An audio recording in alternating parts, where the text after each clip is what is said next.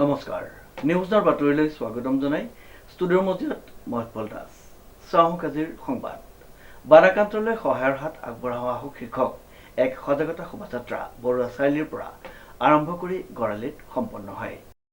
এক সজাগতাৰ যাত্ৰা আৰ্তজনৰ বাবে যোৰহাটৰ ৰাজপথত উল্লেখযোগ্য যে বানাক্ৰান্তলৈ সহায়ৰ হাত আগবঢ়াও আহক শীৰ্ষক এক সজাগতা শোভাযাত্ৰা বৰুৱা চাৰিআলিৰ পৰা আৰম্ভ কৰি গড়ালিলৈকে সম্পন্ন কৰে। ভাই মামা কৌতুক গোষ্ঠীৰ এটা বিখ্যাত কৌতুক আছিলে যে অসম হ'ল এগৰাকী ক্ষীৰতী গাই, গাইজনীৰ মূৰটো থাকে অসমত আৰু পিছফালটো থাকে দিল্লীত। এতিয়া বানপানীক ৰাষ্ট্ৰীয় সমস্যা আজিলৈকে কৰা নহ'ল, কিন্তু অসমৰ সম্পদবিলাকক সদায় ৰাষ্ট্ৰীয় হৈয়ে আছে। তেওঁলোকে যেনেকৈ তেনেকৈ ব্যৱহাৰ কৰিয়ে থাকে।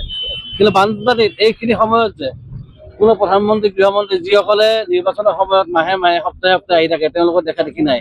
কিন্তু এইখিনি সময়ত কিন্তু অসমৰ ৰাইজ, সাধাৰণ ৰাইজ, শদিয়াৰ পৰা ধুবুৰীলৈকে বিভিন্ন ঠাইৰ ৰাইজে কিন্তু নিজে আহি যোৰহাট, চৰাইদেউ, শিৱসাগৰৰ বান বিধ্বস্ত মানুহখিনিক সহায় কৰিলে। বহুত দুৰ্ভোগ হৈছে, বহুত বেয়া সময় চলি আছে, কিন্তু তাৰ মাজতে ভাল লগা কথা এটাই যে অসম আৰু অসমীয়া আমি যে এটা জাতি, সেই পৰিচয়টো আকৌ এবাৰ অসমীয়াই দাঙি ধৰিবলৈ সক্ষম হৈছে।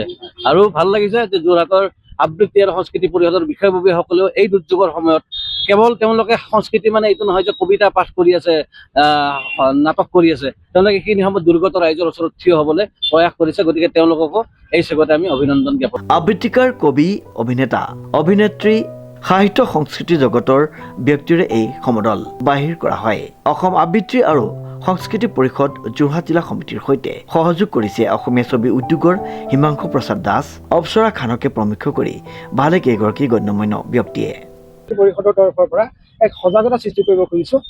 ইতিমধ্যে সজাগ হৈ আছে ৰাইজ, তথাপিতো আমাৰ আহ্বানত হিমাংশু প্ৰসাদ দাস আমাৰ লগত আছে, অপ্সৰা খান আছে, আমাৰ বিষয়ববীয়াসকল, আমাৰ গায়ত্ৰী দেৱী আছে, আমাৰ যিসকল আমাৰ মানে চিনাকি ব্যক্তি, তেখেতসকলে যেতিয়া আহ্বান জনাই আমাৰ লগত থাকি তেখেতসকল আমাৰ লগত আছে, আজি উপস্থিত আছে। হিমাংশু প্ৰসাদ দাস গুৱাহাটীৰ পৰা আহিছে আমাৰ লগত এই ক্ষেত্ৰত সহযোগ কৰিবৰ কাৰণে। গতিকে এটাই আহ্বান, যাতে বানাক্ৰান্তক আমি সকলোৱে যাতে সহায় কৰিব পাৰোঁ। কি হৈছে যে এতিয়া যিটো কণ্ডিশ্যন হৈছে, কিছুমান মানুহ 20-30 আৰু 50 বছৰলৈ হয়তো ঠন ধৰি উঠিব নোৱাৰিব এই পৰিৱেশটোত। আমি এতিয়া আৰু এমাহৰ কাৰণে সহায় কৰিব ৰাইজে হেৰি কৰিব, কিন্তু এক বিশেষ কাৰ্যসূচী আমি যুগুত কৰিম। এই কাৰ্যসূচীৰ যোগেদি যাতে সেই মানুহবিলাক পুনৰ সংস্থাপন কৰিব পৰা যায়, যে আগৰ দৰে এটা অৱস্থা 100% নোৱাৰিলেও যাতে তেখেতসকলে আগৰ দৰে অৱস্থাত 60%, 70% আগৰ অৱস্থালৈ আহিব পাৰে, তাৰ কাৰণে মানে বিশেষ ব্যৱস্থা যুগুত কৰিব কাৰণে চৰকাৰকো আহ্বান জনাইছোঁ। আমাৰ দৰে অনুষ্ঠানবিলাকো আমি সহযোগ কৰিম আৰু সকলো ৰাইজকে আহ্বান জনাইছোঁ যাতে বানাক্ৰান্তৰ ওচৰলৈ গৈ তেখেতসকলক সহায় সহযোগ কৰে। শ্ৰীমন্ত মাধৱ বৰুৱাৰ ৰিপৰ্ট, নিউজ নাও।